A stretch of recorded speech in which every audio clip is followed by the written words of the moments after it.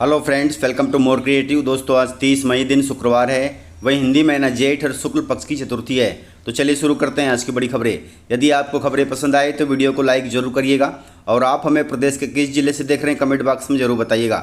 दोस्तों, यदि आप चैनल पर नए हैं तो चैनल को सब्सक्राइब कर बेल आइकन पर क्लिक कर दें ताकि अगला वीडियो आपको शीघ्रता से मिले। आप हमारे फेसबुक और इंस्टाग्राम पेज को फॉलो जरूर करें, इसका लिंक डिस्क्रिप्शन में दिया गया है। दोस्तों, एमपी को मिली है एक और बड़ी सौगात। यह सौगात रेल मंत्रालय ने मध्य प्रदेश को दी है, जिसके तहत गुना और बेंगलुरु के बीच अब सीधी ट्रेन सेवा शुरू होगी। रेल मंत्रालय ने इस प्रस्ताव को मंजूरी दे दी है। इसकी जानकारी केंद्रीय मंत्री ज्योतिरादित्य सिंधिया जी ने दी है।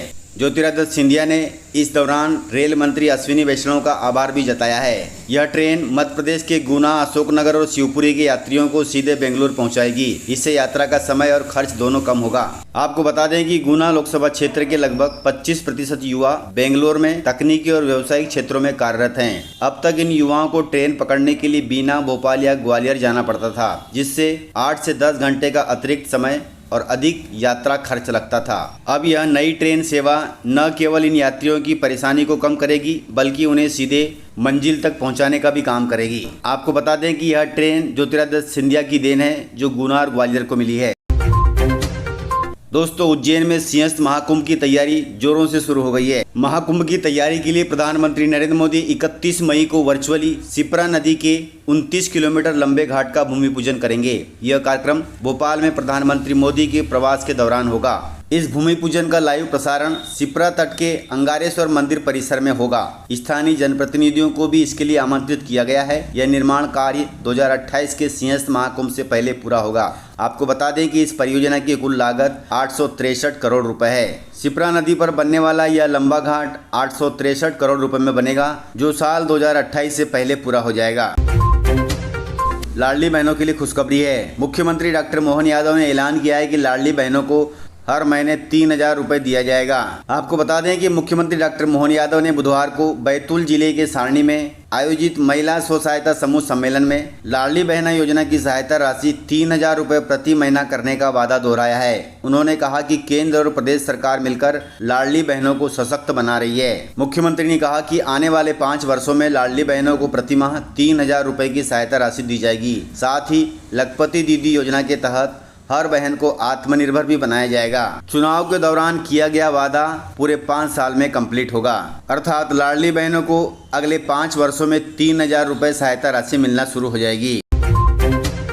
दोस्तों, बुरहानपुर जिले से खबर है। बुरहानपुर में आंधी तूफान ने मचाई है तबाही। जमी जोत हुई केले की फसल देख रो पड़े किसान। दोस्तों, मंगलवार शाम आए आंधी तूफान ने बुरहानपुर जिले के 1 दर्जन से ज्यादा गांवों में जमकर तबाही मचाई है। खेतों में खड़ी केला फसल पूरी तरह बर्बाद हो गई है। बुधवार सुबह जब किसान खेतों में पहुंचे तो तबाही का मंजर देखकर उनकी आंखों में आंसू निकल पड़े। खून पसीना बहाकर तैयार की गई लाखों की फसल बर्बाद हो चुकी थी। फसलों के नुकसान की जानकारी मिलने के बाद बुरहानपुर विधायक अर्चना चिटसिंह, एसडीएम सहित आधा दर्जन राजस्व अमले के साथ गांव पहुंचे। उन्होंने जमी जोत हुई केले की फसलों को देखकर किसानों को ढांढस बंधाया। वहीं विधायक ने कहा कि फसल नुकसानी का सर्वे जल्दी कराकर उन्हें क्षतिपूर्ति राशि दी जाएगी। विधायक चिटसिंह ने सर्वे दलों से कहा कि वे केले के पौधे की गणना करने की जगह नुकसानी का आकलन प्रतिशत में करें।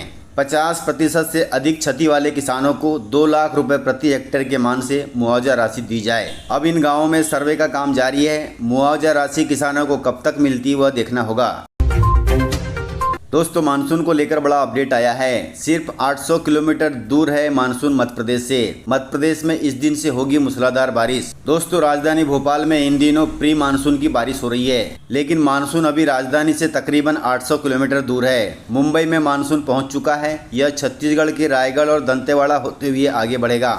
वहीं मौसम वैज्ञानिकों के अनुसार इसमें कुछ रुकावटें भी आ सकती है। हालांकि सिस्टम इसी तरह से सक्रिय रहेगा तो 10 जून के आसपास मानसून भोपाल में दस्तक दे सकता है। हालांकि प्रदेश में मानसून की सामान्य तारीख 16 और 20 जून के आसपास है।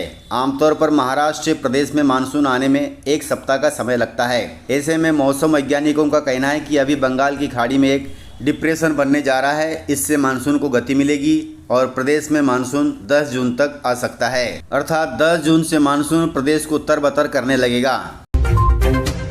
दोस्तों शिक्षकों के लिए खुशखबरी है। मध्य प्रदेश के स्कूल शिक्षा विभाग ने प्रदेश के 1.5 लाख से अधिक शिक्षकों को चौथे समयमान वेतनमान का लाभ देने का प्रस्ताव तैयार किया है। यह प्रस्ताव कैबिनेट की मंजूरी के लिए मुख्य सचिव कार्यालय भेजा गया है। वहीं मुख्यमंत्री डॉक्टर मोहन यादव ने इस पहल को स्वीकृति दे दी है। इससे शिक्षकों को 3,000 से 7,000 रुपए तक महीने की आर्थिक मदद मिलेगी।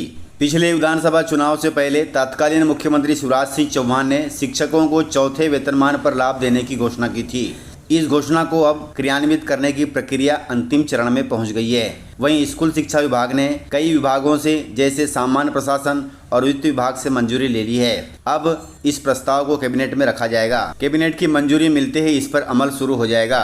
यदि यह प्रस्ताव पास होता है तो मध्य प्रदेश के प्राथमिक शिक्षकों को प्रतिमाह 3,000 रुपए का फायदा मिलेगा। वहीं माध्यमिक शिक्षकों को 3,000 से 4,500 रुपए का फायदा मिलेगा। वहीं सहायक शिक्षकों को 4,000 रुपए से 5,000 रुपए का मासिक फायदा मिलेगा। वहीं उच्च श्रेणी शिक्षकों को 5,000 रुपए से 7,000 रुपए तक मासिक फायदा मिलेगा।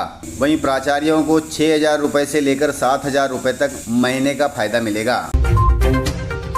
दोस्तों प्रदेश सहित देश में CBSE स्कूलों की पढ़ाई में हुआ है बदलाव। यह बदलाव इसी सत्र से लागू हो जाएगा।